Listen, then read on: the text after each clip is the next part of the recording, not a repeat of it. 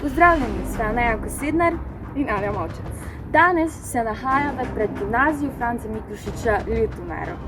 V današnji oddaji bomo govorili o varčevanju energije in njenih posledicah.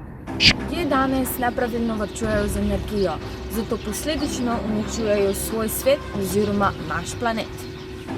Kaj sploh pomeni varčevanje z energijo? Varčevanje z energijo pomeni, da namesto neobnovljivih virov uporabljamo obnovljive vire. Z energijo lahko varčujemo na več različnih načinov. Naprimer z elektriko, da uporabljamo naravno sončno svetlobo, da obleke sušimo zunaj na soncu in vetru in ne z sušilnim strojem, da počakamo, da se nam lasje posušijo naravno, brez fena. Če morate upraviti krajšo pot, se na njo podajte najboljše z kolesom ali peš, kot pa z avtomobili, avtobusi ali z drugimi prevoznimi sredstvi, ki z izpušnimi plini škodujejo okolju.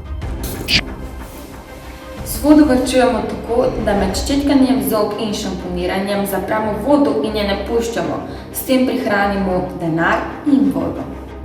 Namesto, da sedite pred televizijo in brskate po spletu, se raje odpravite v naravo ali pa se družite s prijatelji. Ali varčuješ z energijo? Da. Kako ga?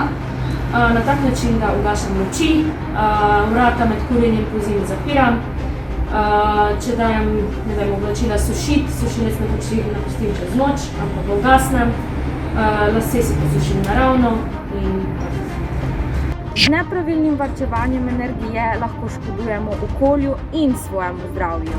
S tem videom se hotela doseči, da boste pravilno varčevali z energijo ter tako poskrbeli za svoje zdravje in naše okolje.